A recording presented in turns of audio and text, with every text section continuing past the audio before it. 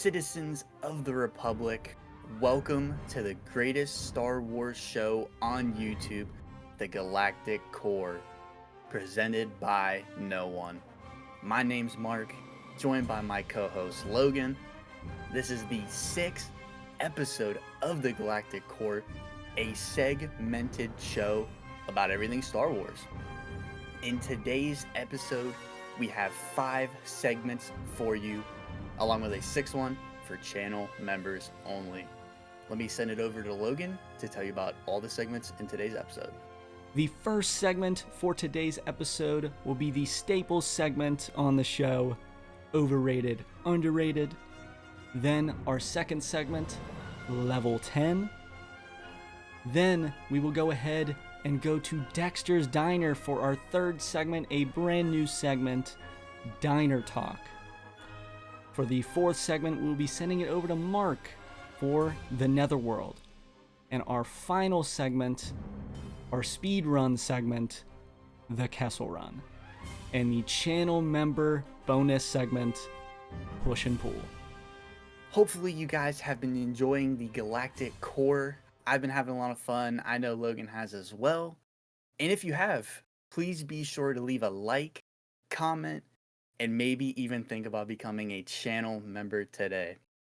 And with that, we will now send it to our first segment, Overrated, Underrated.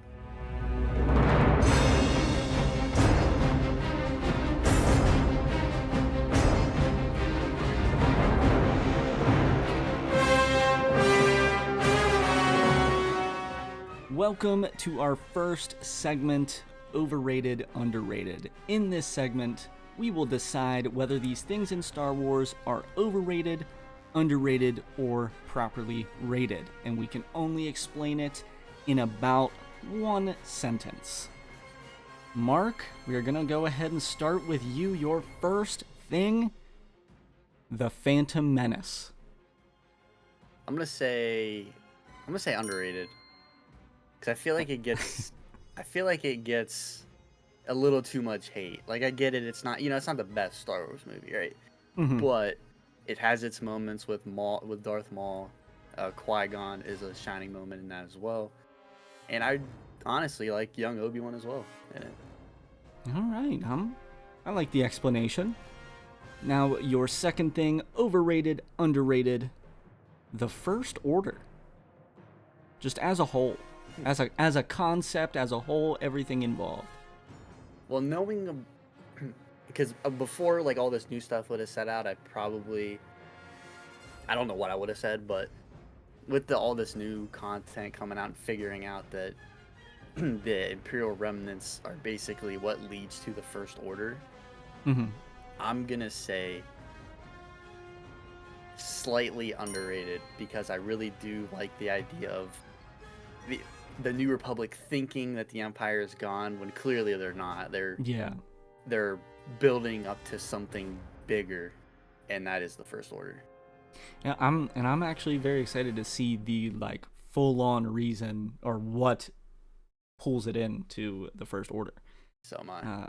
All right, and your final thing here, overrated, underrated, Magna Guards. Oh.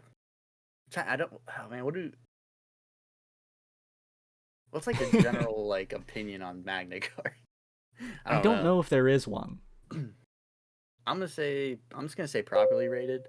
Mm-hmm. Because I think they're really cool. They fit Grievous really well as personal bodyguards, I guess. And they hold up well in combat as well. I mean, it took Obi-Wan a minute to get rid of some Magna Guards, so. Yeah. All right, Logan, your first thing, overrated, underrated, the TIE Fighter. You want me to say overrated. Maybe, do I? But I'm not. I'm gonna say properly rated, because I think Andor really changed my opinion on it a little bit because of the scene on Aldhani where it's flying in and it's extremely loud.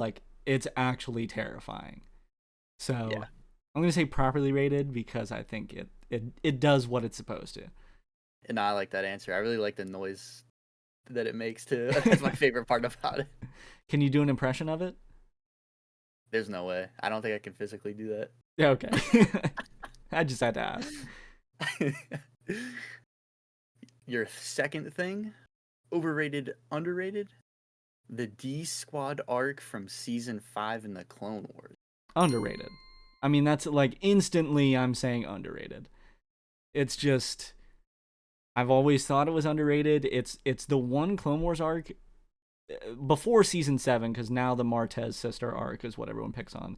It was the arc that everyone picked on for being bad. It's underrated. I like that answer. I like that answer. And your third and final thing, overrated, underrated, Chewbacca. Man. God, I can't. I can't be this insufferable. I'm properly rated.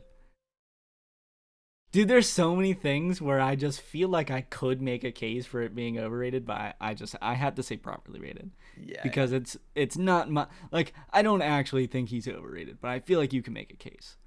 Properly rated, great character. Sticking with it. Yeah, he's been through a lot, so. Okay, Mark. Next up, overrated, underrated, Jyn Erso. I want to say slightly underrated again. I think her character arc and like development in Rogue One, I thought was really good because she didn't really have like any hope. She was just kind of out for herself. She didn't want to be a part of the Rebel Alliance. Like she wanted nothing to do with that. But over time, you can kind of see like her bond with her father, and it kind of like I think it kind of changed the way that she thought and realized that there is hope out there to get the plans of the Death Star and defeat the Empire once and for all, because the Empire kind of took everything away from her at a very young age. So I'll say underrated. All right, Mark, your next thing, overrated, underrated, the Mon Calamari Star Cruisers. So the capital ships of the Rebels and Resistance. I might, man, because I do kind of like them. I like I like the captain's chair in it in the actual ship, like, or that the admiral where Akbar sits, and I'm gonna say, I'll just say properly rated, I guess. Because I do think it's like I do kind of like the design of it, weirdly enough. I'm not like, obviously I prefer like the Venator, but yeah. I don't think it's a bad capital ship. I feel like it definitely has like, it looks like it has a little bit more maneuverability on it, I guess you can say. And I really do like the like where Akbar sits and like the captain's chair and like that whole like part of the ship. I really do like that as well. Man, I would have said overrated instantly. Okay, and on to your final thing, Mark. Overrated, underrated, the Jedi as a whole. Man, this one's really deep. I might have to say slightly overrated. Honestly, it's just kind of like I don't know if I want to say the way that they think or like their ideology, but I kind of want to say that as well because, like, for example, they didn't take Qui-Gon seriously when he encountered Darth Maul. Like, they didn't take him seriously at all until he was already gone, and I felt like Qui-Gon, the Jedi should have been more like Qui-Gon instead of what they were, and they kind of caused their own demise when you think about it, because they could have stopped the Sith pretty early, but they didn't. So I gotta say overrated. I fully agree with you. That's the answer I wanted to hear. And that also does not mean that the Sith are underrated. That just means the Jedi are slightly overrated. They just have too many problems than they should. Yeah, they got too many flaws. So, all right, Logan. Overrated, underrated, Jawas. Jawas. Yep. Oh man. I I'll give it to them. I'll give them underrated. I'll give it to them. That's what I was They're hoping for. goofy. They're just the trolls of the Star Wars universe.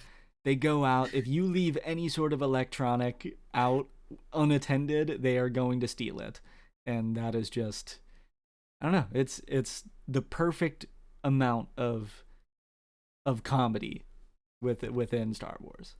I'll say I love underrated. that answer. That's exactly what I was looking for. Your second thing, overrated, underrated, the Inquisitor lightsabers. Um, I feel like they're pretty hated. Actually, no, I don't know if they're hated It's because just a certain aspect of them is yeah, overrated. I think people mainly just hate the flying with them. Mm-hmm. Yes. So I'm still gonna say overrated though. I don't like the spinning aspect of it. I think that is kind of corny. Is it like smart? Yes. Like I'm not gonna deny that. Yeah, but we're talking strictly on design here. Yeah, I think it's kind of cheesy. So I'm gonna say overrated. All right, Logan. Your third and final thing, the Galactic Empire. I mean, I'm gonna say overrated because anyone that like actually thinks the Empire is good or has done good things or was good for the galaxy is a loser. Like it's just that's just how it is. Like I'm sorry. You gotta like read a book or something. Figure out figure out literally what they're based off of and what that ideology is, and you'll realize it's not good. So I'm gonna say overrated. Not that like an abundance of people like the Empire, but if anyone likes the Empire, they're overrated. There So are people out there, so yeah. So yeah, overrated for sure. That will go ahead and conclude our first segment of overrated, underrated. Hopefully, you guys do not get too mad at us for our opinions here on Star Wars. We love doing this segment. We bring it back a lot. We are going to give it a bit of a break. I believe yes, so. But we need to. hey, we'll bring it back for sure. We always love doing this one. So with that, we will go ahead and send you guys back to the studio. Wow, what an amazing segment. Totally not controversial.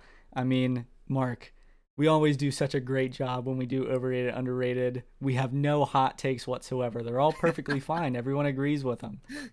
Yeah, I mean, what can I say? I love Star Wars. I know you love Star Wars too, so it's hard to find stuff that's overrated in it. Of So course. But before we get into our next segment, Mark, I am going to have you guess these characters based off of their affiliations. I have two of them for you today. What is your confidence level going into this right now? dude, I have no idea because I mean, I did it with you, and it can get mixy. Mm-hmm. So like with Cad Bane, like I never would have guessed Cad Bane if you would have given me that one. So it's like I don't know. I'm just waiting to see kind of what you give me, and then we'll go from there. Okay, well, your first character here, the affiliations go as follows: Gungan High Council, Galactic Republic, and Galactic Empire. More specifically, the Imperial Senate. I'm gonna guess. Is it Jar Jar Binks? Mark, you are correct. It is Jar Jar Binks. Oh, let's go. It was between that and Boss Nass. I wasn't sure, and but I The Empire one leaned me yeah, towards Jar I Jar. don't believe Boss Nass is around by the time Yeah, the Empire is around.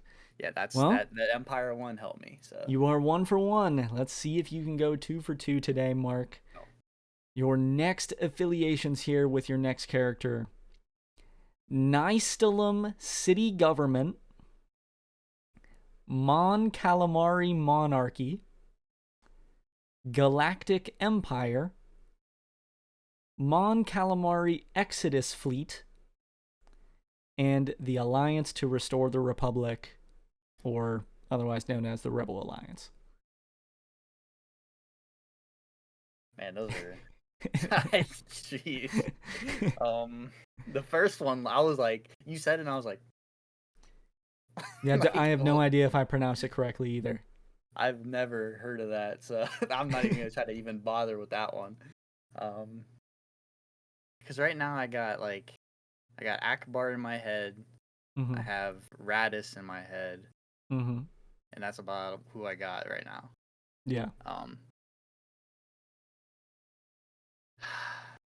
there's nothing there that distinguishes either of the two, so if it's one of them, No, I gotta there's pick. something that distinguishes them.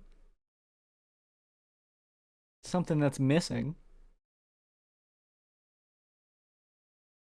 Yeah, I guess there is. You're right. Well, yeah. Then the only person who I can even think of would be Akbar. Mark, that is incorrect. It is Admiral Radis. Oh, it is. I did it have. Akbar was part of the resistance. Radis was not. Radis died in the Battle of Scarif. Uh,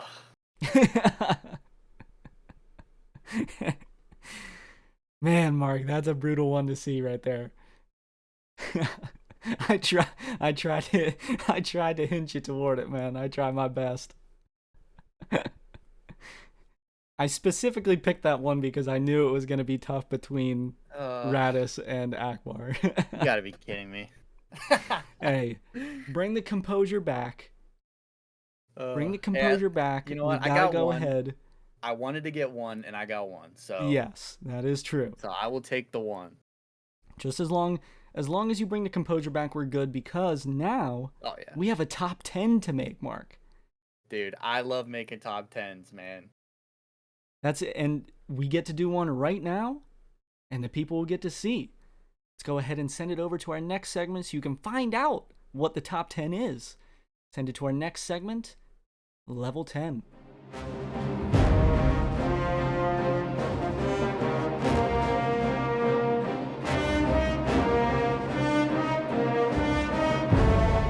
Welcome to level 10. In this segment, me and Logan have put together a combined Star Wars top 10. This time around, we will be doing top 10 Jedi. Now, we have put together a singular top 10 with input from the both of us, with 2 honorable mentions. I will now send it over to Logan to talk about the first honorable mention. The first honorable mention on our top 10 Jedi list is going to be Rey. Now, this is honestly one that it's an honorable mention for a reason. We thought about throwing it into the top 10, but we feel like Rey just doesn't have the amount of content with her in it. We're waiting for this Rey movie to come out, and I'm expecting her to creep into this top 10. But for now, she's going to stay as an honorable mention. Our second honorable mention is Count Dooku. Now, Count Dooku is a good one here because me and Logan kind of feel like he is kind of what the Jedi should be molded as, but he took it a little bit too far. Like we've seen in Tales of the Jedi, with him, force choking the senator for kind of how he was treating his people. Like, he took it a little too far with what he was given, but nonetheless, we'll be throwing Count Dooku in the honorable mention. The number 10 on our top 10 Jedi list is going to be Luminara Unduli. Now, we do see a decent amount of her in the Clone Wars. We don't get a lot of content with her in the movies, but the Clone Wars does just enough. We see a lot of her actually in action, but a lot of teaching moments with her, Barriss, which, granted, not a great track record there with how Barriss ended up, but still teaching moments with Ahsoka, even Anakin. A lot of teaching moments there. Very by the book, a little bit to her detriment, but still great Jedi nonetheless. I think 10 is a good spot. Definitely teetering, though. Yeah, for sure. No, I definitely feel like she is a very good teacher for all these different Padawans.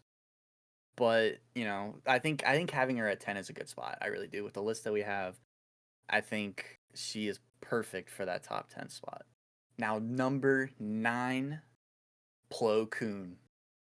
I mean, Plo Koon, a fan favorite, and for good reason. I mean, he was one of the Jedi that really connected with the clones. Didn't see them as clones, seen them as human beings, kind of like how we relate to them as well. I mean, not to mention his character arc in the Clone Wars. Like he didn't really have much of a character in the prequels. The Clone Wars really expanded on his character, made him beloved, and I mean, I can't ask for much more. And a great, I don't even want to say teacher, really somewhat of a father figure to Ahsoka. Yeah. And I think just him and his wisdom, he's on the council, really deserves that top 10 spot. A great duelist, as they say. And I think he's pretty old.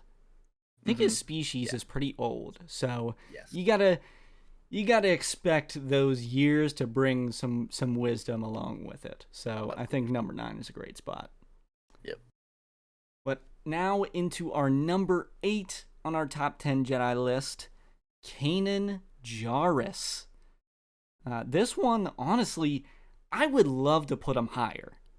I honestly would. He's in that Count Dooku discussion of very much what a Jedi should be. 100%. And it's funny to say that because I feel like a majority of his life is sort of self-taught. Mm-hmm. He experiences Order 66 very young and goes on, teaches Ezra as a Padawan. And coming from Depa Billaba, another Jedi Council member, Kanan he's willing to put his attachments away, put them to the side, but also realize when it's time to actually care for those attachments. We see his moment in Rebels where he sacrifices himself. He realizes that is the moment that he needs to do it to save the people he loves. So I think 8's, I don't even want to say it's a perfect spot because I'd love to put him higher, but for our list, it's about as good as we can get it. Yeah, no, I love Kanan. His character arc in Rebels was great. Seeing him struggle to teach Ezra at first, because he was really struggling. He didn't know how to teach somebody else. And then he met the Bendu, and that really kind of, him going blind really had him open up his eyes. I was going to say that, yeah. Him going blind did the opposite of what you would think it would do. Yeah, nah, that with him meeting the Bendu and him giving so much advice to him, I mean, it was the perfect combination for him, and he turned out to be a great teacher to not only Ezra but Sabine as well. So, I think 8 is a really good spot. He defeats Maul. He does. Blind. It's dude. That's so cold, dude. He has to go in the number 8 spot. Like I said, I would love to put him higher. Of course. Now moving on to our number 7, Mace Windu. I mean, I think this is a good spot for Mace as well. I will say I do like Kanan a little better, but I think with how powerful Mace is, not to mention, I mean, he has a lot of wisdom too. Obviously, he's on the council. He's the second most powerful Jedi at the time, right behind Yoda. And his teaching style, while not my favorite, but I feel like it's effective with the way he gets his point across and very by the book. Yes, very by the book. He's very stern, I guess you could say, with his answers and how he treats people. But I think 7 is a good spot, honestly. I mean, I don't know. What are you thinking right now? I think he does deserve some more praise, but I feel like him and his attachment to the Republic, I feel like he was more devoted to the Republic than he was the Jedi, For which sure. is what brings him down a step for me. He's probably one of the greatest duelists of all time. You know, he's mastered like every single form of lightsaber combat. And he's another one that he is old when he dies. Yeah. Just so many years. He has his great traits, but he also has his downsides. So I think 7 is good for him, but there's some things that could have made him go higher or lower depending on how you may view it. But yeah, I think 7's a perfect spot. I like it. Moving on to our number 6 on the list, Qui-Gon Jinn. Now, this is another one I would have loved to put higher. Oh yeah, of course. How we really see, very similar to Count Dooku. Very much what a Jedi should be. Very similar to Kanan.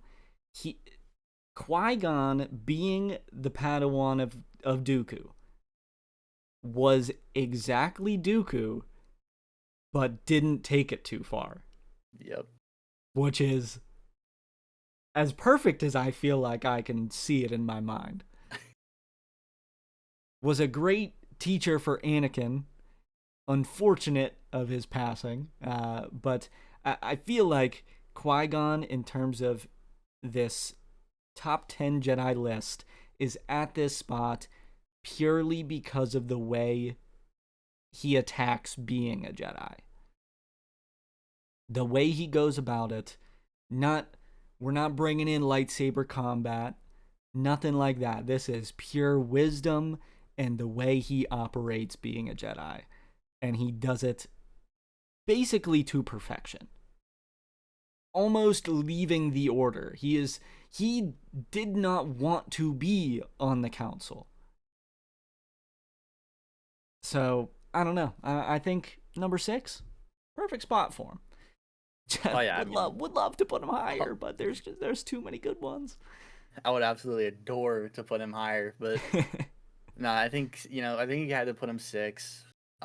Even though I think his ideology and just the way he goes about things, I think is like the perfect way that every Jedi should have been.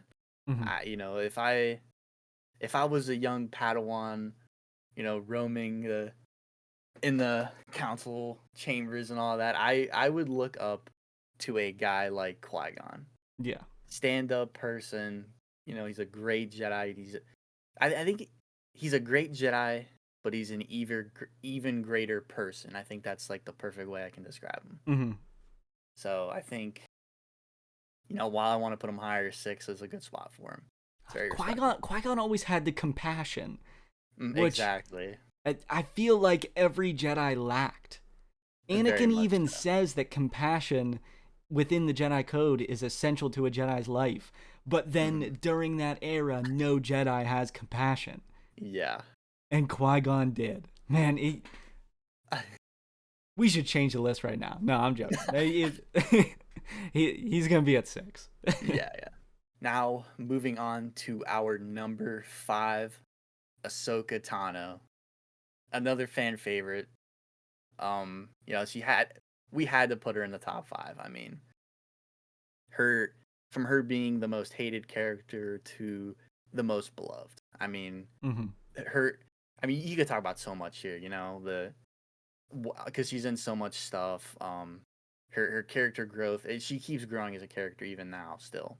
Yeah. But from, her being a great duelist to having a great knowledge of the Force to understanding the Force and the way it works, like, I mean, you could go on and on about these things. But, the white lightsabers, like, come on, like, that's so cool. That's so cool. But nah, her character growth has been great. Obviously she had Anakin as a teacher, which I think helped her a lot. And I thought Anakin was a really good teacher because similar to Qui-Gon, I guess I could say that. So nah, we had to throw at 5 here. Yeah, it's very blurred lines whether you want to consider her a Jedi or not. Yes. And I think there's been some controversy as of late, whether she's a Jedi or not, whether you should call her a Jedi or not.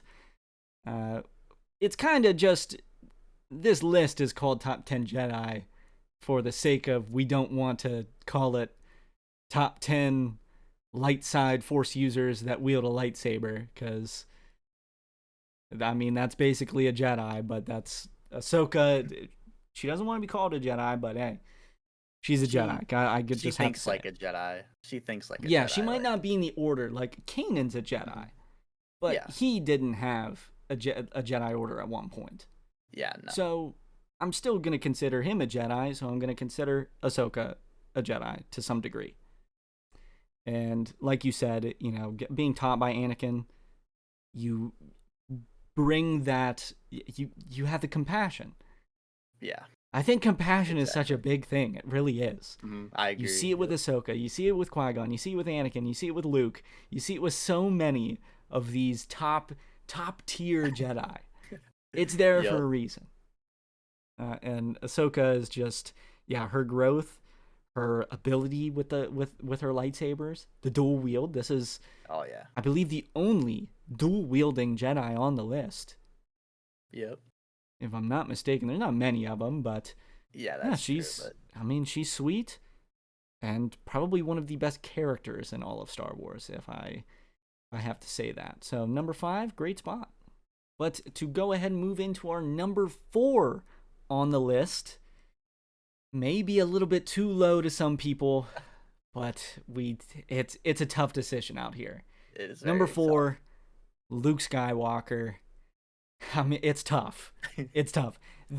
I think the biggest thing is, this is talking strictly about canon. We are not bringing in any sort of Legends discussion, which I think a lot of content with Luke as a Jedi and as a Jedi Master you see in Legends. All we have of him is, you know, his few moments in like Mando, Book of Boba Fett, and then you have the original trilogy and the sequels. And you see a lot of him failing. You see a lot of failure. You see a lot of success. You see him successfully bring Darth Vader back to the light. Yep. The compassion, like I said, he's got it. And I don't know, in that regard, perfect Jedi. But then I also think as he grows into a teacher himself, he kind of falls into the same faults of the other Jedi, where he's too by the book. And you see in episode 8 that Yoda, again teaching Luke, he says, you know, they are what we grow beyond. And talking about the Jedi texts, they're not, you don't have to do everything by the book. And I think Luke learns there, and having him learn so late is just part of being a Jedi.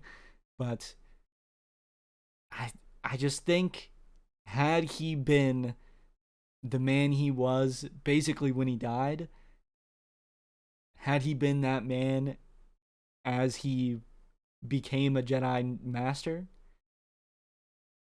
he would be probably number 1.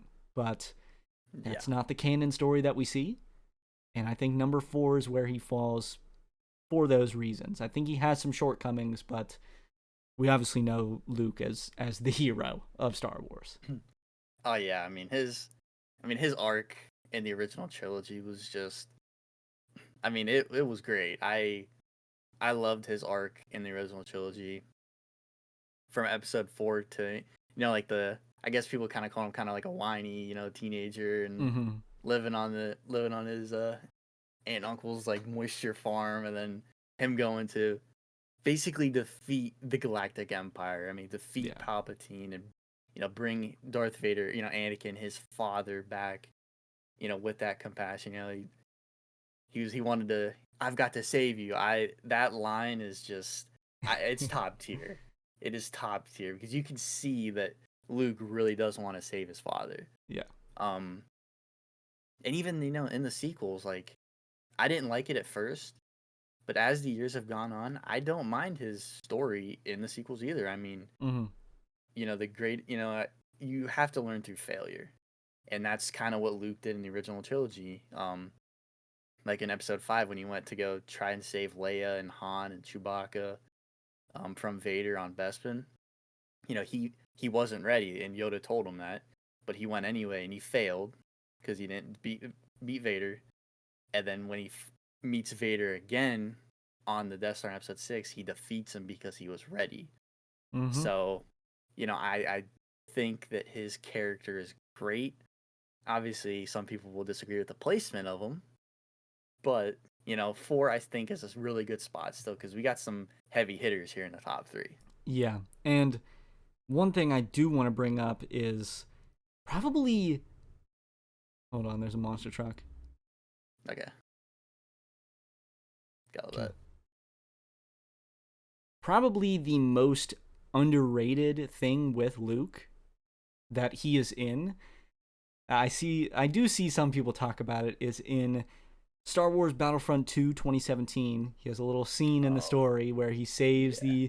the Imperial guy, and Mm-hmm. the guy asks him, "Why'd you save me?" Because they're obviously on opposite sides, and Luke says something along the lines of, "Well, it looked like you needed help." Like, Mm-hmm. that's just what a That's the Jedi Jedi should right there. do. That is, yeah. No, that I know exactly what scene you're talking about from Mhm. that game, and I played it. I remember being like, "That's a Jedi. That is what a Jedi is supposed to be." Yeah, and yeah, I feel like his character arc going into the sequels was very similar to his original trilogy one, where it's kind of just a failure into learning, into succeeding over again. Which, Yes. like you said, I also don't mind it either. So I think it's Mhm. great form, great placement, and that's about it. Number 4 is Luke. Yep. I love it. Now going into our number 3, Anakin Skywalker. Now this is coming in from 2 Anakin fanboys, I guess you could Yeah. say. Yeah, I just feel like overall with the way that he thought, because we relate him to Qui-Gon a lot, and Hmm. he does show that compassion that we keep talking about. Not to mention, I mean his power level also, if we want to bring that into account, Yeah. his power level is insane.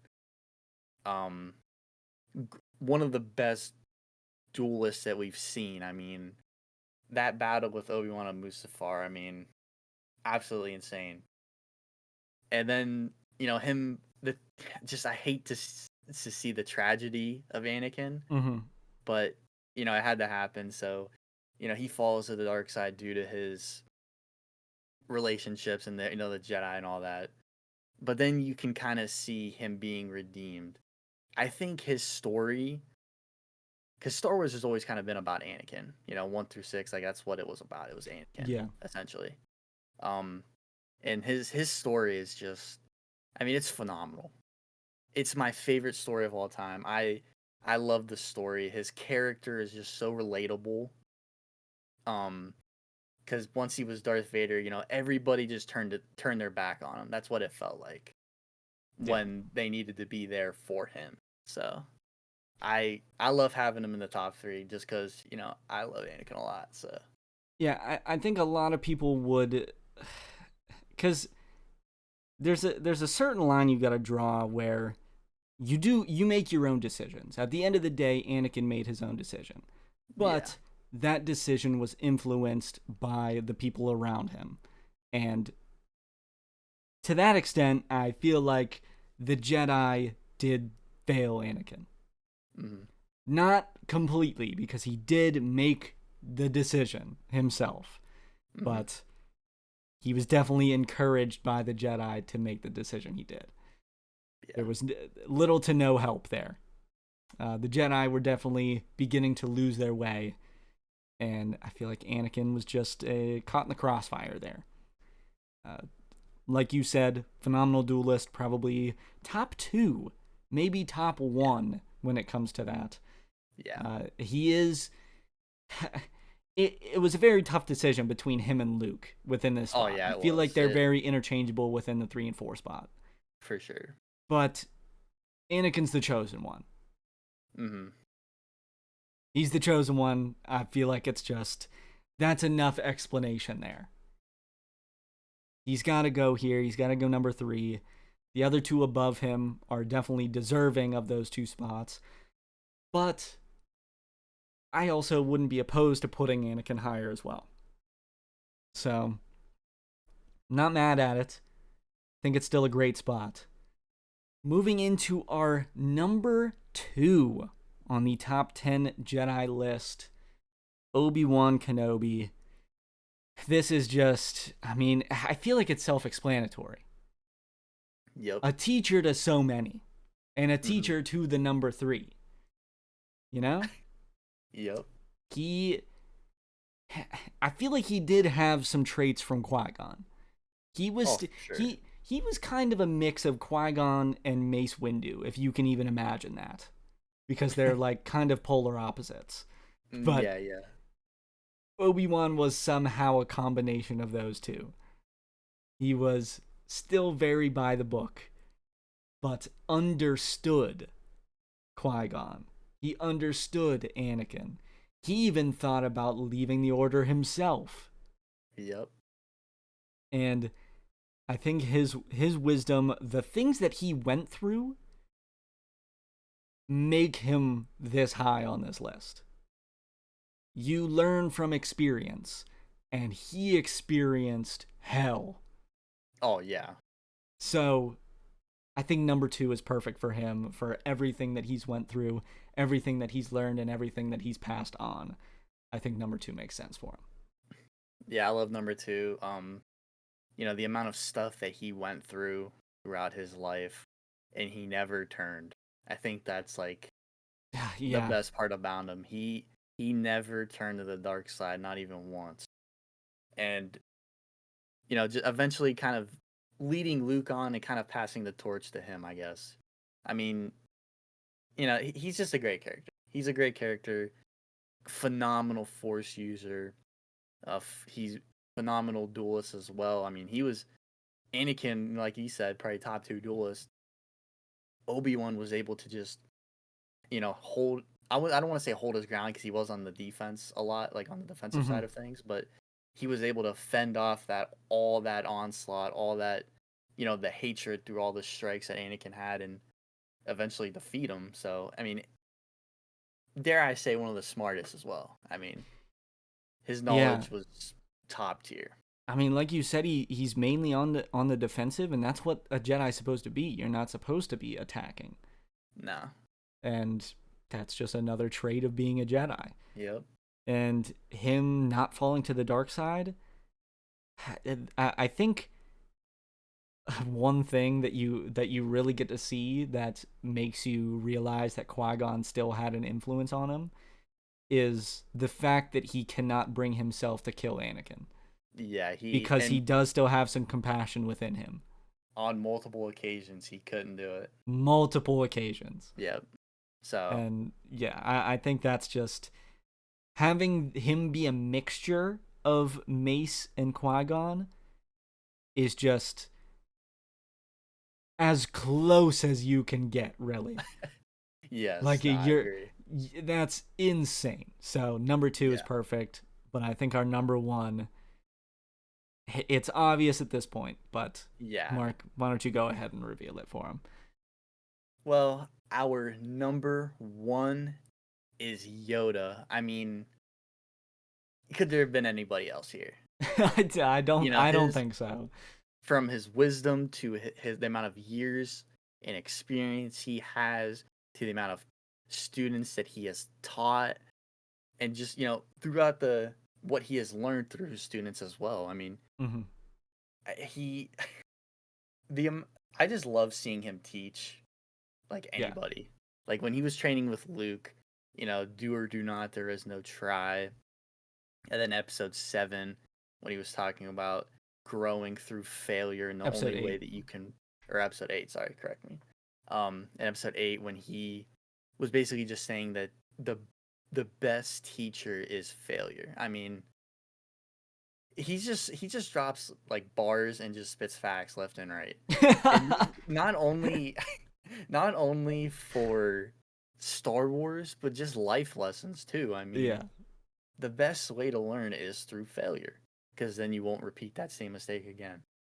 A And great duelist, great force user. I mean, need I say more?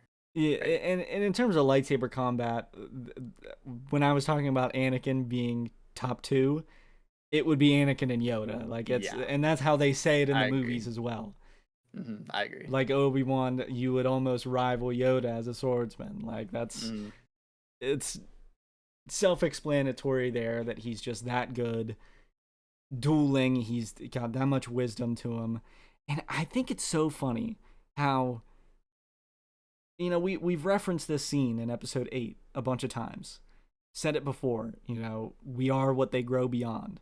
Talking mhm. about how the apprentice will outgrow the master. But somehow, like he's talking about how his apprentice will always teach him something, but he is teaching something to his apprentice about how the apprentice will teach him, and somehow it works. Yeah. It's that just blows my mind. it's, No, it's it's so insane. It's funny. insane.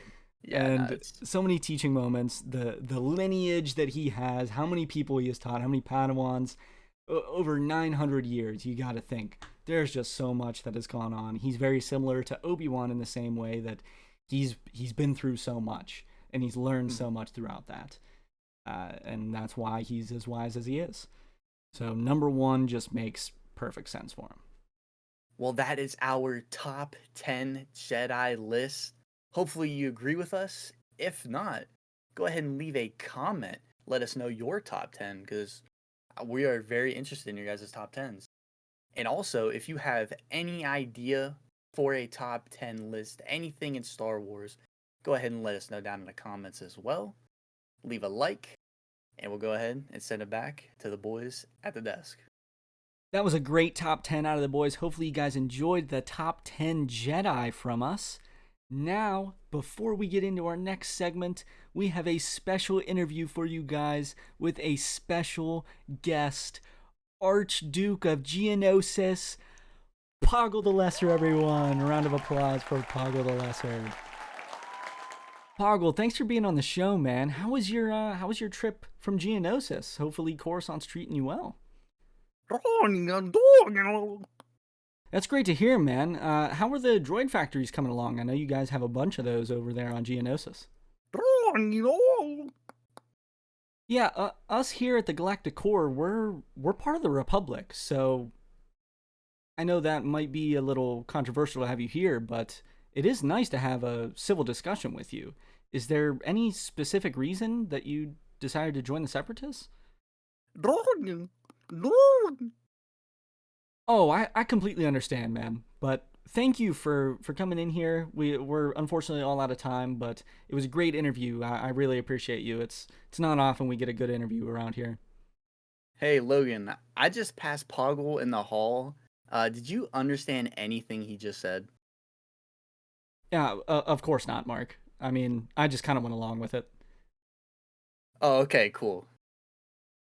Well, now it is time to send you guys down to Dexter's Diner for a brand new segment, Diner Talk.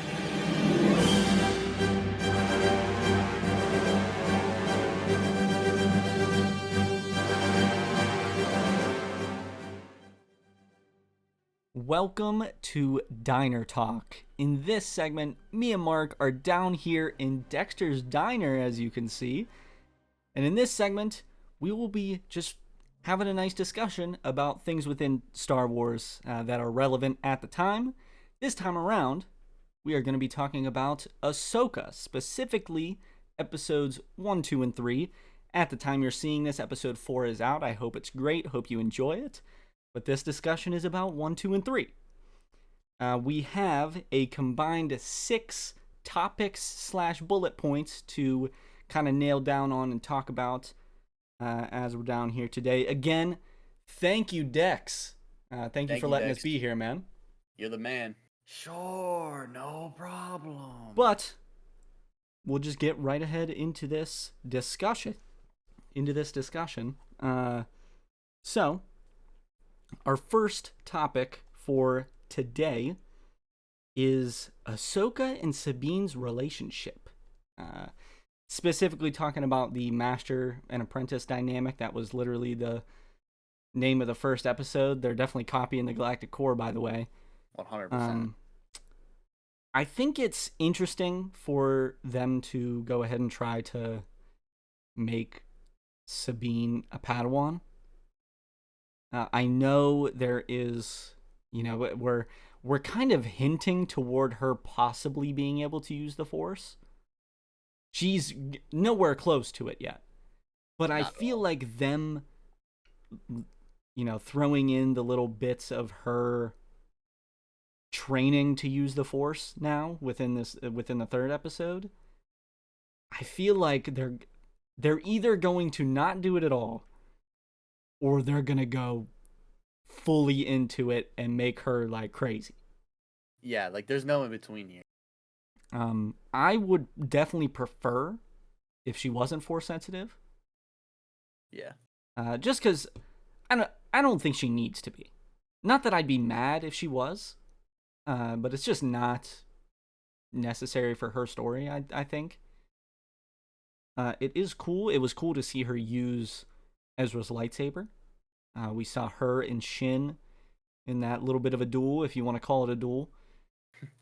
Something interesting that I saw pointed out was we in our reaction video, we both noticed Sabine using like the Luke pose, which is kind of the learning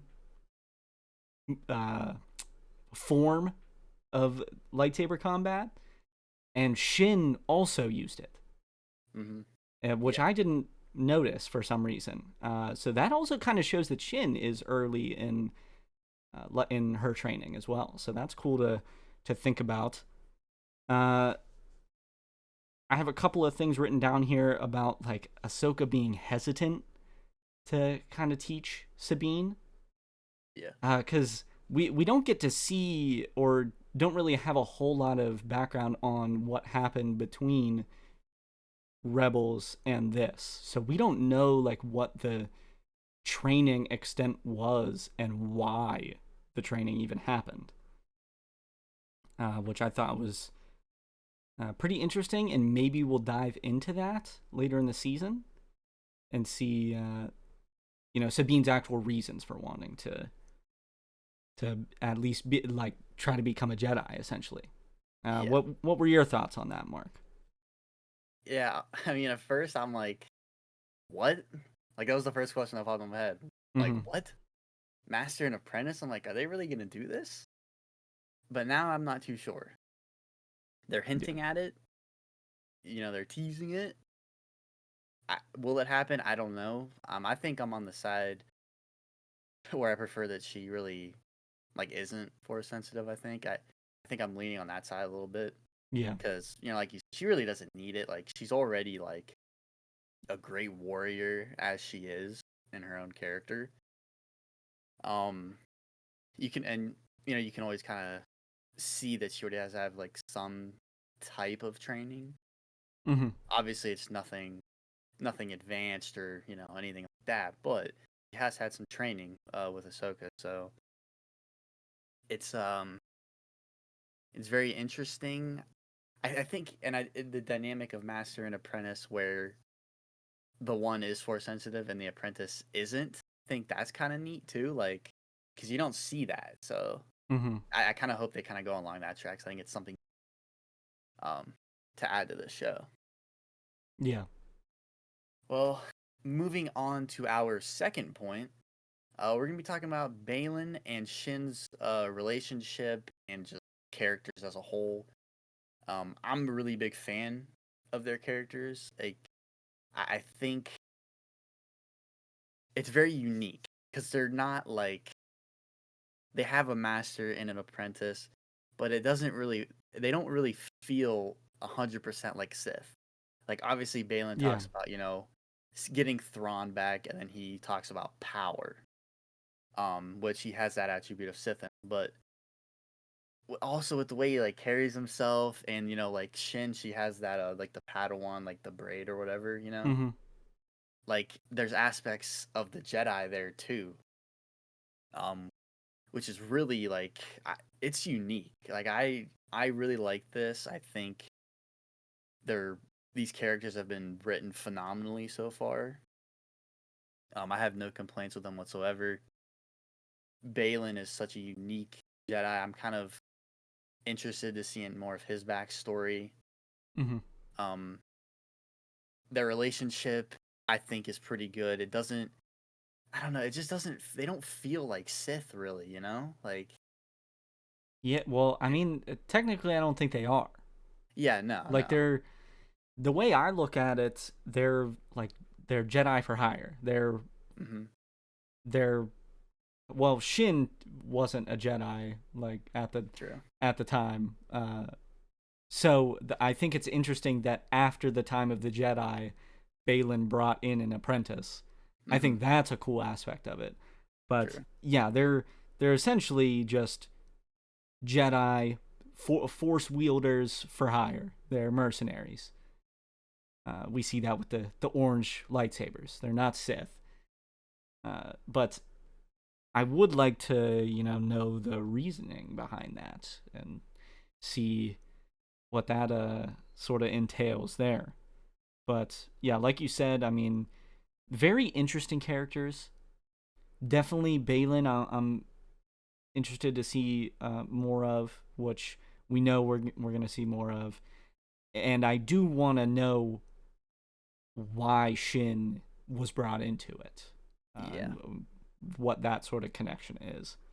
Okay, to go ahead into our third topic for today's Diner Talk, we're going to talk about the New Republic. Specifically, I have written down here specifically their incompetency, which we talked about a lot when we were watching through Andor with the Empire, which is a comparison I wanted to make. I think they're very similar. The New Republic is not any sort of improvement, really. It's an improvement in that they're not doing the evil stuff. Like, they're not, at least to our knowledge, they're not throwing people in prisons and forcing them to work until they die, or killing them because they are rebelling against the prison or whatever. Like, we're not seeing any sort of stuff like that.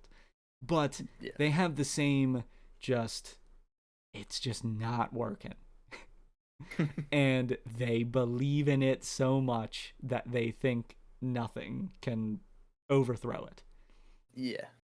We see, like, in Andor, we see the Imperials are like, they don't even believe that anyone could even attempt to overthrow the Empire, or like all these rebel cells that are popping up. Oh, they're nothing. Like, we'll just send some people out there, they'll be gone. And it just doesn't work like that. And in this, Hera goes ahead, talks to Mon Mothma, Chancellor, by the way, super cool. Yeah. I think that's the perfect decision too. Oh, for to be 100%. 100%.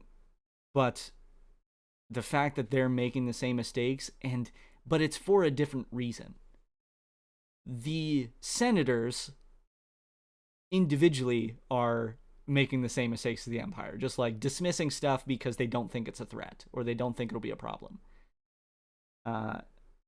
But that's happening, and it like continues to happen because Mon Mothma can't make that executive decision. She has to make the decision based off the interest of all the people in the Senate.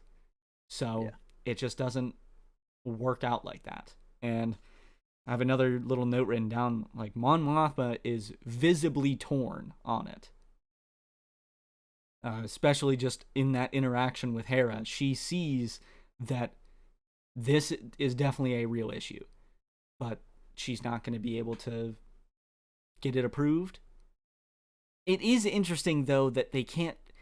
Why couldn't they just at least this is just one of those things where it's like it's because of the plot. But Yeah, yeah. in a common sense thing, why not just send like a few fighters at least with them, or like something with them? You don't have to send the whole fleet. Mhm. But that's what they were asking for the plot. Yeah. But yeah, I think it's cool to see how the New Republic eventually is going to fall and the First Order rise to power, which we're going to see a lot of that with more imperial remnants with Thrawn, especially, I would assume. But yeah, let me hear your thoughts on all that. Yeah, no, the New Republic is definitely incompetent, that's for sure. And they're completely oblivious, like you said, to the emerging threat of Thrawn. Like they're just like, oh no, he's not there, he's gone. And but then they encounter these like loyalists that are just among them working like Mm-hmm. constantly, and they're just like every time it happens, they're just like, huh, like that's it. Like they might question it every now and again, like how could people be loyal to the Empire after what they did? And then they just like don't mention it again. Like it's just so it just amazes me how many times they've just put that issue off to the side Yeah. when it needed to be addressed front and center. Um so yeah, the New Republic is definitely flawed. Not as flawed as the Empire was, but I mean, man, it definitely isn't the Galactic Republic, that's for sure. I'll just say that. Oh yeah, it's Even great that though we're living here on uh, Coruscant. It's the Galactic Core is a great place to be. I'll tell you yep. that. But yeah, it's just, man, it's so. But I think it's a cool thing to see. Oh yeah, no, Is that it makes sense. It makes yeah, sense. It really and does. I really want to see that this sort of story get extended to where we actually see the First Order Yes, rise to power. that would be awesome. But yeah, you brought up the thing about like the loyalists and how they just kind of rub it off. Because they mention in the show, they're like, oh well, you're not going to be able to stop that. There's always going to be some people out there that are still loyal to the Empire, which is true, but you can't let them bring in these super powerful leaders. Like you can't, like, if it's a whole operation, get it shut down, but you can't. Yeah. You're obviously not going to be able to stop the few people that are around, like possibly just being random terrorists around the galaxy. Like Yeah, you're not gonna be able to stop stuff like that. Yeah, no, it's impossible. But now moving into our fourth point, one that I'm really excited about here, the Purgle. Um, I always thought the Purgle were so unique ever since we had like the mention of them in Rebels, and then we actually got to see them and kind of Ezra having like a little connection to them. Reaching out and connecting with the Purgle. It was really cool seeing the Purgle in this, and I really like the visuals in that scene of Shin and Marak. That's his name, correct? I think it's pronounced Merrick, but Merrick. you are Okay. correct. Yeah. Yeah, I just didn't know how to pronounce it, but so yeah, Merrick and Shin, and they're going after Ahsoka and Sabine. That whole scene was amazing. Seeing the Purgles and just like their size, like they're huge. And we knew that like from Rebels, but not seeing them, it was super cool. I'm hoping we get a little bit more of them. I don't know if we will, but seeing them in action a little bit, so to speak. But what did you think about them?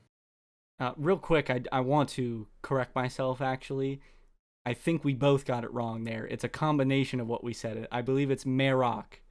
Mayrock, okay. I think that's how it's pronounced. There's like multiple ways of pronouncing it, so yes. I wasn't sure. Okay. Which we'll actually talk about him at the end because I have some general points to talk about, and he is one of them.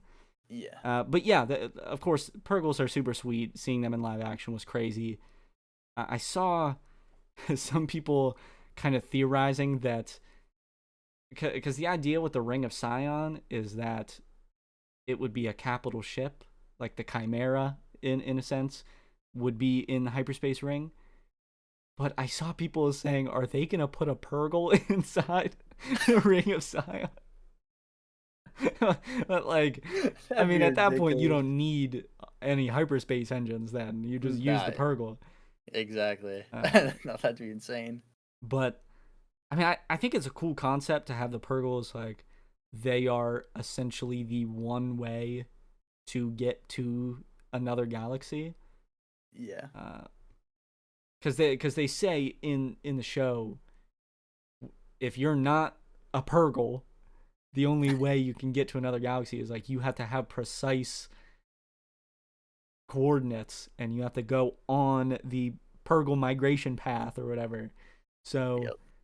it's very difficult to go to another galaxy without the Purgles.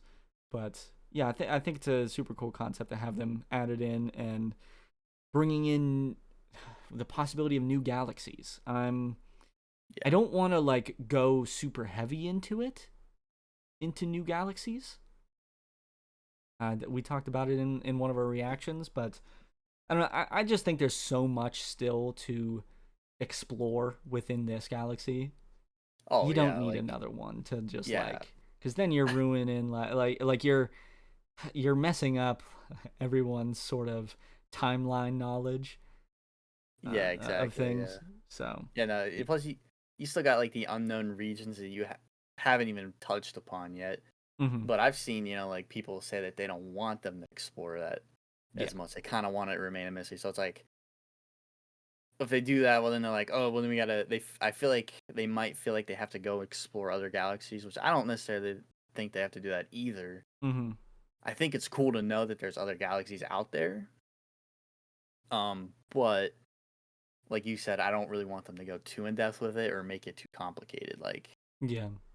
I I like it mean, being the Purgle can jump, and then having like the Ring of Sion. I like that. yeah. And I hope that the like Ezra Thrawn sort of deal is we're just going, getting them, coming back. Exactly. That's all I want. I That's don't. what I'm hoping. Yeah, yeah, Um, yeah. So to move into the fifth point, into the fifth topic. This one is just maybe a little bit of a discussion, not too much to go about it, but animation versus live action. I wanted to bring up the discussion that people are having of should this have been animated? Should this have been like a Rebel season 5? I'm. It doesn't matter to me. It would be cool for it to be animated. I'm a huge fan of the animated shows, so yeah, I'm not gonna be against having mainly characters that were only in animation be in an animated show. It would make it much easier to connect with the characters. yeah. Because I have written down here like the performances from some of these new actors because it's not the voices for the most part. Because we get a new Hera, which I'm not gonna lie, I think she kind of kills it. Oh yeah, no, I agree. Yeah, she definitely kills it. I think she gets the mannerisms and everything down perfectly. The Yeah. look is maybe still a little bit weird, Mhm. Yeah, but I a feel like bit. it was always going to look like that. Yeah, for sure. Same with Ahsoka. The look is still a little bit weird, but I think her Mhm. performance is also still amazing. Yeah. So I'm really not mad at it. We got to see Clancy Brown as Ryder. That was, So dude, that was so cool, man. That that was was so perfect. cool. Yeah, I think their performances are great. I also wanted to bring up Chopper and Hu Yang because I think Chopper, perfect. Oh, Perfect dude, Chopper adapt. is He has the yes. 1-to-1 adaptation from Yes. animation to live action. Amazing. Yes, Chopper Perfect. is perfect. Yep. Could not do it better. Hu Yang, we talk about it constantly. He right now is the highlight of the show. Yeah, no, he's hilarious, dude. He is the perfect comedic relief Mhm. and actually helpful, you know? Yeah. So, and I think seeing him from the Clone Wars to now is just, I think it's great. I would like to see how he ends up with Ahsoka. I would like to Yes. know how that happened. Yeah. But yeah, I mean, I don't. I don't know if there's not much of a discussion within me to whether this should be animation or live action, because I don't mind it. Live action just makes things more appealing to a broader audience. Yeah, So, which is I think that's what they're trying to do with us. They're trying to get these characters out there. mhm. And plus, because you're gonna have this Thrawn movie, with Filoni. I think that's another reason why they're doing this. Yeah.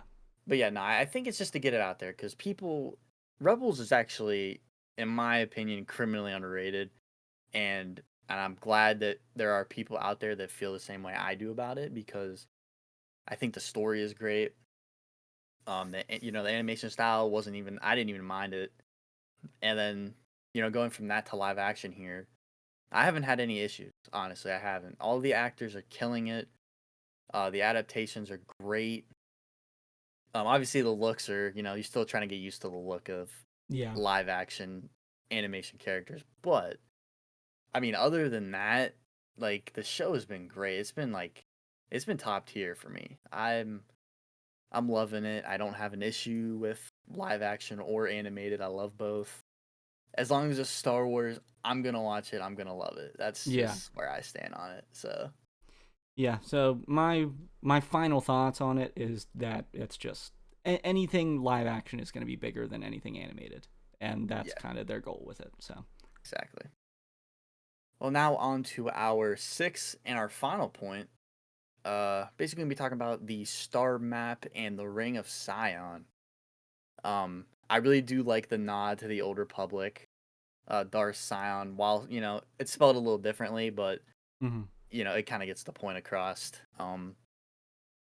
I love the design of it. I think it's really cool, and I just the idea of it being able to travel to other galaxies as well. I know we talked about it before, but it's just something different. It's something different that we haven't seen in Star Wars. And the star map, another. I mean, it's just really cool, man. I don't really know, like, I don't have much to say on it because it's so unique that it's like I can't compare it to anything, or I can't. It's just really cool. It's just really cool. Yeah. It's something fresh. But And what do and then you? we got to see HK droids as well Oh as yeah, the another sort of HK nod as droids. well. Yeah, that was really cool.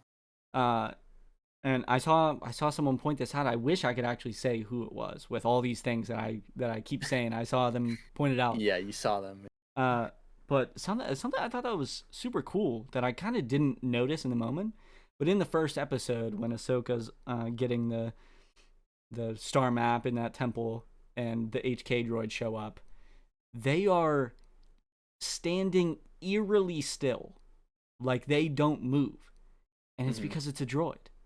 Yeah. And it's like I don't know why that didn't kind of click in my head. Like you see Ahsoka is just like she's standing ready, and like staying on her toes, like ready for Hmm. any sort of attack, and the droid is just dead standing, no movement whatsoever. And I think it's super cool and crazy intimidating. But to see HK droids, I thought was super cool as well as like you said, the Ring of Sion. Definitely some obvious nods to some old Republic stuff. Yeah. Okay, so now before we head up out of the diner here, I have just a few main sort of overarching things about it, just to maybe say a few sentences about the production quality. Obviously amazing. I didn't expect it to be this crazy. Yeah, neither did I. It's I mean, it feels like a movie. it's on a whole nother level. Yeah. And another thing that I have is I think this show has like a classic Star Wars feel to it, Very much. which is expected from a show when you see a whole lot of lightsabers. You're seeing the Force be used, which we haven't seen that in some of the recent shows. Like we don't really see it in The Mandalorian. We see it a bit with Grogu. We see the Force used a little bit, but we don't Yeah, really you're see a not seeing it in lightsaber. Andor. Yeah, we obviously don't see it in Andor. We did see it with Obviously. Kenobi, so Yeah, that's that was true. something cool. But yeah, I think it just has that classic Star Wars feel to it.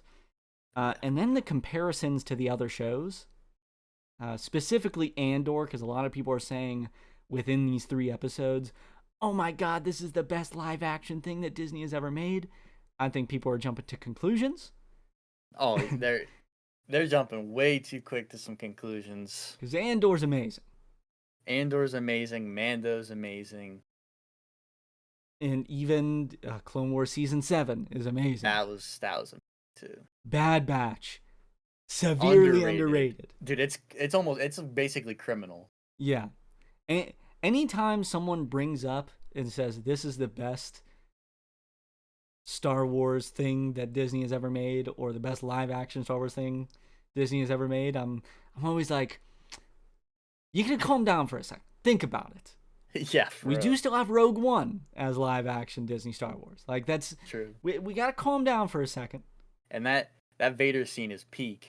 Yeah. So not that people can't have an opinion, but I just think let this thing breathe. Let's get to the end of the season, then let's have some discussions. That's how I feel.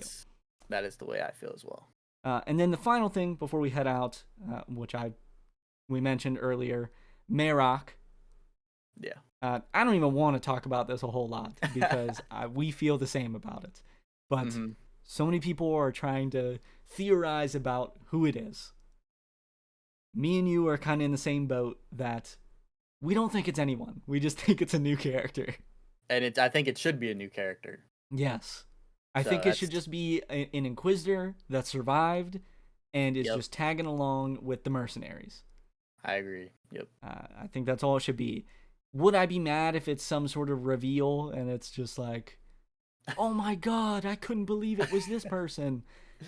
I'm not going to be like crazy mad, but it's just, I just don't think it should be anyone, really. Yeah, no, I wouldn't agree with it, but like I wouldn't be completely outraged at it either. And the only reason people are having these theories is because he has a mask. But don't all the Inquisitors have a mask? They do. All so it's like, end up having masks. Why does it have to be someone? Maybe people just are saying it's Ezra. There's no way. That'd be ridiculous if it was Ezra. That would make no sense. Oh my god. Yeah, like, what if he just doesn't want to show his face?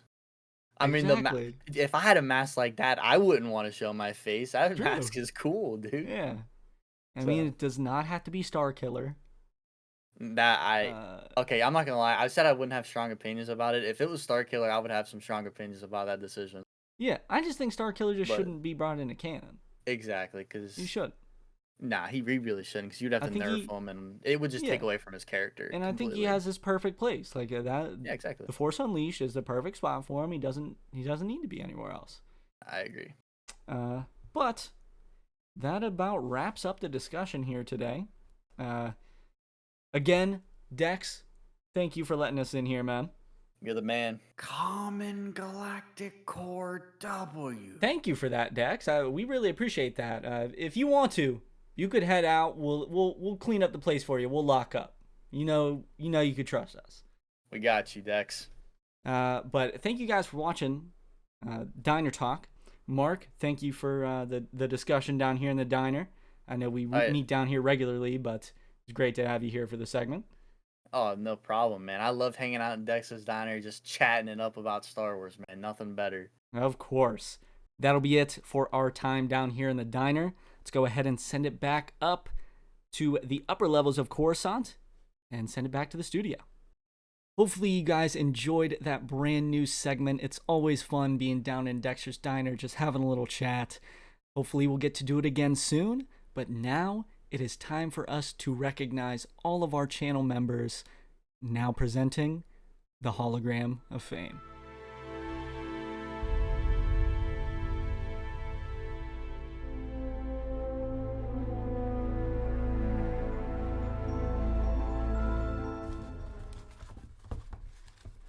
Logan, what's going on, man?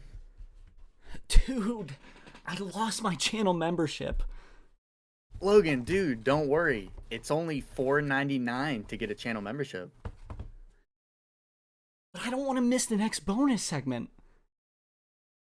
Dude, the bonus segments are up all the time, so you can watch them anytime you want, and even see behind the scenes and outtakes as well.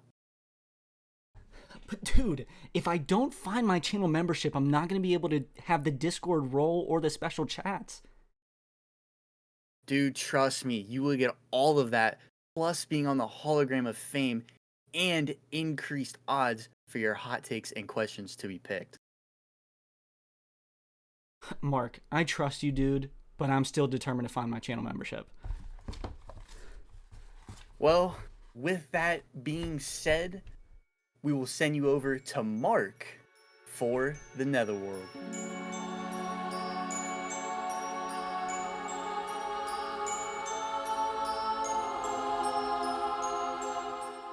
Welcome to the Netherworld. In this segment, we will be deep diving into characters in Star Wars. This week's character, Ezra Bridger. One of my personal favorites. I know a lot of people love him as well. So, let's get into the origins of Ezra Bridger. Ezra is a Force-sensitive human male who is a Jedi Padawan to Kanan Jarrus. Ezra was born in 3258 LY on the day of the inception of the Galactic Empire. He grew up on Lothal, which is located in the Outer Rim territories, and his parents set up broadcasting transmissions to speak out against the Empire in 18 BBY. Ezra, unaware of his Force sensitivity, shared a natural bond with nature. Ezra's first encounter with the Phoenix crew was on Lothal when they were stealing crates from the Galactic Empire. Ezra decided to take one for himself, and when he was trying to flee, he got caught by Sabine Wren. Ezra had to flee onto the Ghost to escape the Empire, and unknowingly used Force Leap to be able to get onto the Ghost. Kanan then sensed Ezra as Force sensitive and eventually went on to train him. On the ship, he met Garazeb Aurelios and Hera Syndulla, also Chopper, and that's how I got to meet the whole Phoenix crew. Ezra had to go with the team to drop off the crates to Tarkintown, a small village on Lothal, and then while on the ship, Ezra then discovered Kanan's lightsaber in Jedi Holocron. Ezra did end up giving Kanan's lightsaber back to him, but he kept the holocron for himself. The team then went to Kessel to free the Wookiees there, and Kanan revealed himself as a Jedi. Kanan then gave Ezra two choices: stay on Lothal or join him as a Padawan learner. And of course, we all know Ezra chose to be Kanan's apprentice.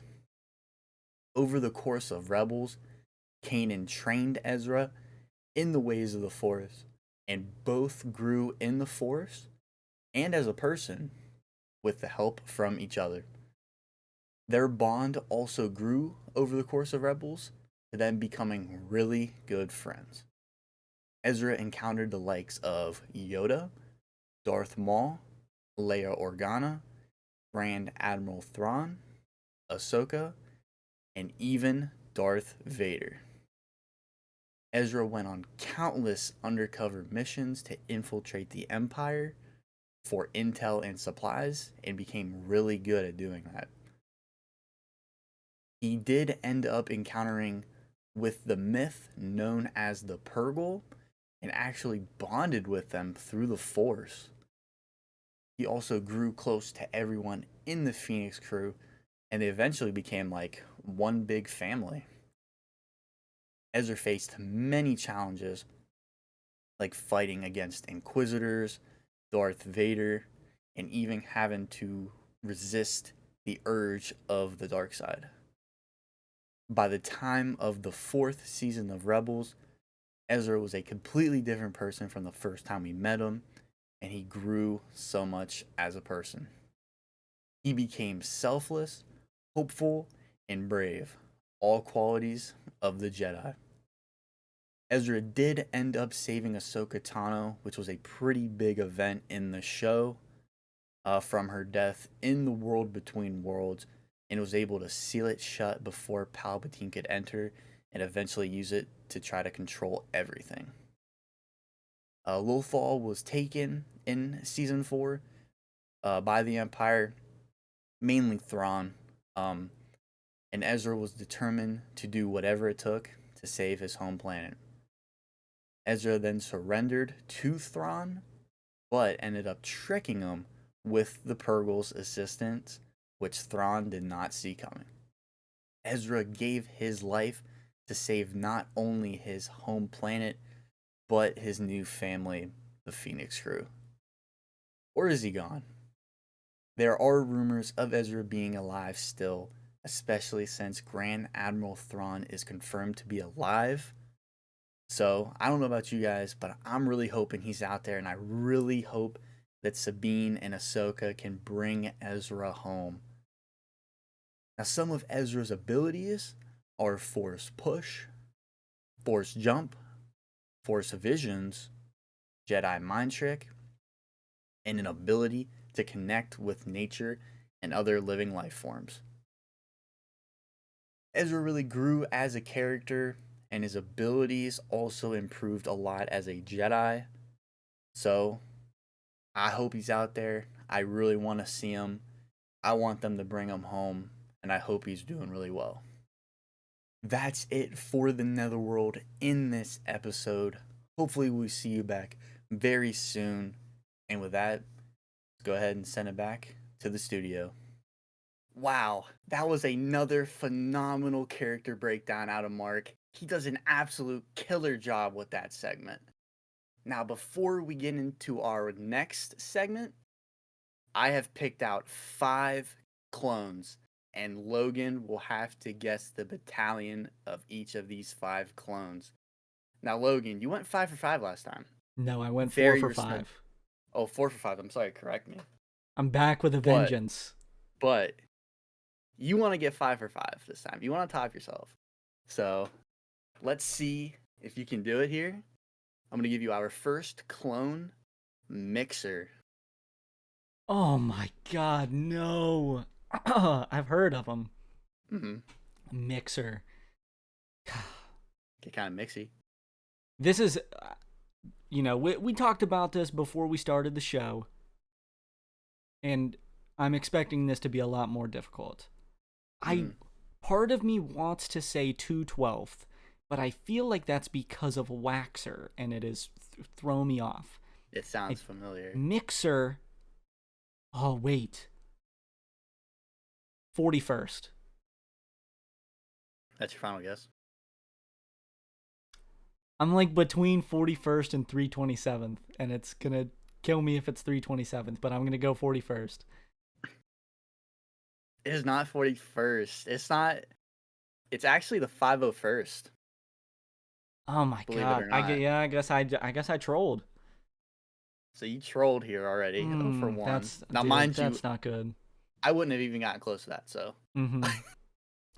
But let's see if you could at least tie from last time. Mm-hmm. Your second clone, Buzz. That's 41st. That is 41st. I knew that one for a fact. I'm not even going to question you on it because you had the utter confidence in that one. So 41st is correct. Your third clone, Boost. Boost. Dude. Nah, you really pulled some out of the Duffy for this one. Yeah, some of these guys have only made like a couple appearances in the Clone Wars. Boost. Again, I'm thinking 327th. I'm thinking Wolfpack 104. Let's go Wolfpack. It is the Wolfpack. Oh, yes, let's go. 4th Battalion. Not gonna lie, that one was a true guess. Buzz, I actually knew that one was a guess. Yeah. Well, hey, that's a good guess. Sometimes you need those guesses here on these different type of quizzes that we do. Now, your 4th clone, Hawk. Oh. Hawk. That one's making me think Red, but not Coruscant Guard. What's Keeley's? Oh my god, I don't know what Keeley's battalion is. Oh my god. What are you laughing at? Nothing. Is it called Just see. Keely's Battalion? I no, it's not.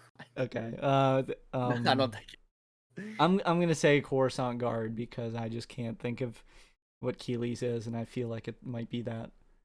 Are you? Is that your final guess? That is my final guess. Coruscant Guard. That is incorrect. It's actually the 501st as well. Oh, dude, you are trolling me. I threw two 501st You're ones in here because trolling me. I figured you probably wouldn't expect that because I didn't do that Oh my last time. God. So I didn't know if you can expect that or not. I hate you. I mean, these ones are significantly harder than the other ones, I will say. So now our fifth and final clone here, Long Shot. God, dear God. Long Shot. He has to die fast, doesn't he? I feel like he does. I believe he does. Long Shot. 327th. That is incorrect. It is 212.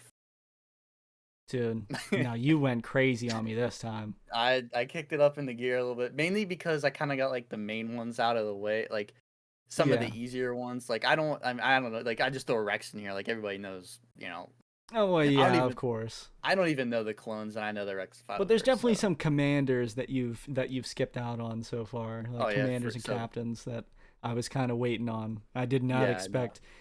I'm happy I got Buzz though. I bet a lot of people probably don't get that. I mean, I wouldn't have gotten any of these, so that's for sure. Well, Logan got 2 out of the 5 clones correct. Very tough list. I wouldn't have gotten any, so 2 out of 5 is pretty good for this list. Now we will see if I can gain the speed run crown back. Let's send it over to our final segment, the Kessel Run.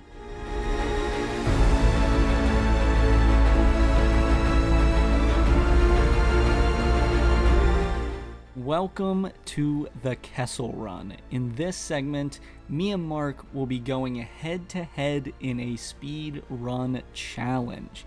This time around, we are going to be playing Star Wars Battlefront 2 2005.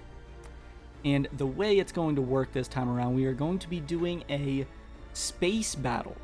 And it is first to destroy the enemy's capital ship. Now, Mark, I do believe there could be an instance where we win the game before the capital ship is destroyed. Oh. If that happens, it still counts. Like it goes until you either destroy the capital ship, because that you win by doing that, or you just win. Okay. So there could be a little bit of luck involved. True. But we'll see. Basically anything goes. You can destroy it in any way you want, but you just got to do it the fastest. That is the key here in the Kessel Run. Mark, you're up first. Let's get right into your speed run. All right, Mark, your time starts now. All right. Going straight for Anakin Starfight. Don't shoot. You thought he was going for it. I was about to be mad if he did, bruh. Come on, take a ship down with you. I'm going straight for in here. Come on, you're a coward. I'm not. I'm smart. Smart. These dudes might dust me. I mean, if you could hit a shot. I'm missing. There you go. I'm whiffing. Dude, these dudes got some crazy movement, bro. Holy. Oh my God. Mark, this is some good pace, bro. Some great pace. Come on. Reload that rocket launcher. Ooh. Boom. Oh my God. It's that close and you had to go get more. Yeah, no. Man, that's kind of tragic. Pull out my blaster just in case there's some rodents sitting around. All right. I knew it. This is upsetting to watch because I think this is actually going to be close. Like I said, it could come down to luck at some point. With, depending on how good your team is doing as well. Oh, the inverted. No, incoming missile. Arr. Uh-oh. Dude, this inverted is insane, bro. Okay. Oh, no. Oh. Dude, I really should have changed this. Uh-oh. Oh, don't hit me. Don't hit me. Don't hit me. Oh. Hit it? Oh, no. Not the missile. Not the missile. Oh, dang, bro. I got Dude, destroyed right there. They're getting kind of close to destroying you. Yeah, I know. My team's kind of costing me. What right happens now. Like, if you fail? What happens if you lose? I just auto lose, I guess. Well, that'd be lame. Well, I guess it depends on what I do as well. Yeah. Destroy it. Maybe if you lose, we'll just add 5 minutes to your time or something. Okay. Uh-oh. I'm kind of screwed here. Oh my god. I think you have to destroy the bridge. Bro, I'm carrying right now. What's my team doing? I think you gotta destroy the bridge. Bro, my team's straight up costing, bro. If you lose. And it's not even my fault. God. That's the crazy part. Yeah. Oh my god, the game is actually so close. Oh! Come on, you're so close to destroying it. And it might give you the win if you destroy this. Holy mother of pearl. Yo! He just flew right in front of me. Oh, he crashed! God, he just blew up at the bottom of the ship. I feel like I'm the only person on my team to do any damage to this. Well, it doesn't help you keep shooting them down when they come near it. That was one time, bro. He got in the way, so. All right. Oh, there we go. Look at my teammate. I think I seen him. I don't know if he was shooting at it, but he was doing something. Dude, it's so close, Logan. I might lose.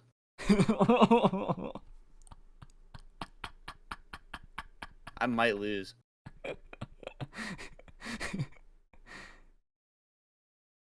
Dude, you're getting there.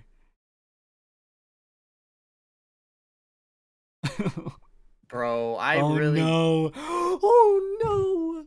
Oh no. Oh no. Oh, no. I just lost over something that I could not control. Dude, I had these dudes in the backpack, dog, and they couldn't do anything. Oh, well, Mark. That's so annoying. That is Mark, annoying. Your unofficial time is 12 minutes and 53 seconds. We're going to add 5 minutes to that for the loss, which will result in the unofficial time of 17 minutes and 53 seconds. My teammates are a bunch of bums. Look at these bums. That is brutal. Play this again. I'm not playing this again. Oh, man. I guess we'll have to see if... I mean, I'll have a big advantage if I can just win it. But... Dude, if we both lose, that's insane. Now that will be tragic. All right, Logan, your time starts now. All right. I'm instantly going for the gunship. Everyone load up. Let's go for it. Let's get it going. Hey, this is what I was doing wrong. I should have had the gunship instead. Yeah. Oh my god! Dude, that was crazy. It's a big ship, dude. Ooh. It is a crazy ship. Get cooked. Get cooked. Lore accurate clone. Get cooked. Am I a lore accurate? Am I lore accurate? You are lore accurate. Not the turret, dude. Come on. No! Oh, Dude, that thing was cooking me for yeah, that some would have reason. been I crazy. couldn't hit it. Yeah, Dude, no, he's going crazy. if I could see it, maybe I could hit it. There we go. All right, let's. I'm gonna destroy this. Come on, let's Probably go. one more rocket. I heard him. I heard him. Oh wait, was that a teammate? That looked like a teammate. I have no idea.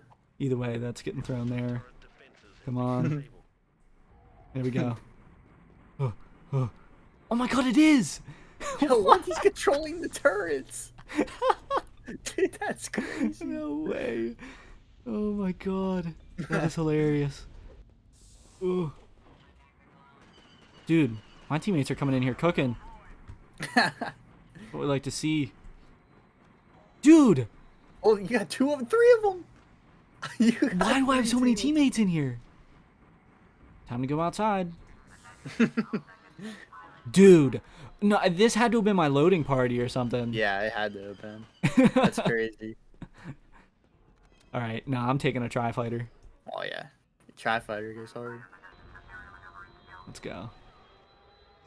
Oh my god, it's so fast. Oh my god.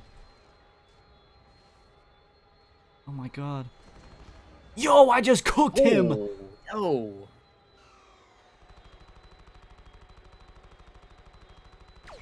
I don't have, like, bombs, right? I need, like, a bomber. Yeah, you got, like, lasers or something, whatever that is. Hold up. Watch this dude get cooked. Yeah, he just crashed. He just crashed. The gun Look at shit it. might work.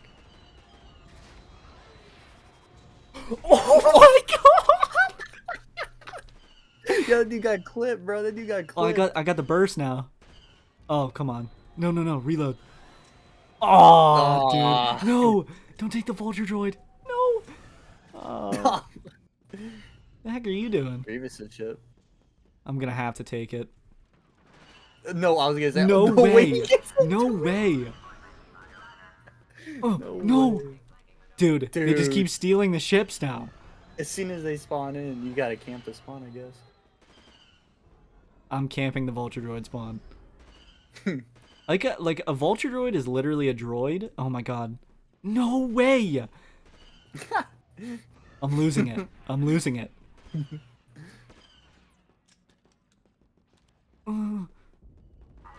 I got it. Okay. You got Thank it. you. Jesus. Alright, alright. Wow, look at your ship, your capital ship. Oh yeah, that does look at that damage. Oh, I did not. Oh! Yo, okay, I wasn't even paying attention. I didn't stop time. But you got like Let's go. it was like 7 minutes and 8 seconds or something. Oh, let's go. Oh man. Now I didn't, yeah, because I should have picked up the bomber because I think that would have been a lot more effective, obviously. Yeah, but- and I'm not quite sure why. So I won off of like points, but I don't know why I got so many more points than you. yeah, is the thing. You know what? This game has always kind of confused me sometimes with the way it scores points. Honestly, like it's so weird the way it scores the points. Hey, maybe but- they just like the boarding party with the gunship and and you and sniping everything. that one dude out of the ship with a rocket launcher. Oh my god, now that's actually hilarious. That was crazy. No, that was, I was mean- insane. That was insane. Oh, I've had the Kessel Run crown for a little bit. Mm-hmm. I'm still gonna continue to wear it. I'm gonna keep the belt for now. But Yeah. Mark, trust me, the next time, because the thing is, I have more experience on this game than you. Yeah, I also just got like completely unlucky with Yeah. I should have picked up a bomber and also my team was selling me. Yes, I will 100% accept that your team was selling you for sure. So, Apparently, I had the 501st with me, and you had some Yeah, you had- bergs. I had some regular like cadets in training or something Yeah. like. But next time around, we'll do something that is much more even with us. Mhm. Already have the idea in the head. We know what we're gonna do. It's gonna be a lot more even, trust. But as you guys just saw, I definitely am still wearing the crown. I've still got the belt. The Kessel Run is always a fun one to do. I mean, Oh, for you sure. can't I love this segment. you can't hate on the Kessel Run. It's it's just a great concept, and I love just speed running any random thing. And we're gonna continue to find increasingly random things to speed run. So Of course. please let us know in the comments below if you guys enjoyed this Kessel Run, and let us know what things you would like to see in the future for this segment. With that, we will send it back to the boys at the desk to end out the episode. Mark, we really had an action-packed episode this time around. We had that great interview with Poggle, we introduced a brand new segment in Dexter's Diner, and I destroyed you in the Kessel Run again. Yeah, we really did have a great action-packed episode, but I don't know. I feel like we're just like missing something. What do you think we're missing? I don't know. Maybe like a segment where we're just sitting here playing a game. You know, Mark, I like the way you think. I think we're going to do that in the next episode. But hopefully you guys enjoyed this episode. It was a really fun one to make, as they always are. We have a lot of fun just sitting here goofing off, and hopefully giving some good insight into Star Wars and some good knowledge. We have fun playing these trivia games, these little random things that definitely enhance the Star Wars knowledge we have. It builds upon itself over time. But with that, we will go ahead and send you guys off. Hopefully you guys have a great night. Please think about liking, commenting, subscribing, and possibly becoming a channel member today. With that, good night, Coruscant, and good night, citizens of the Republic.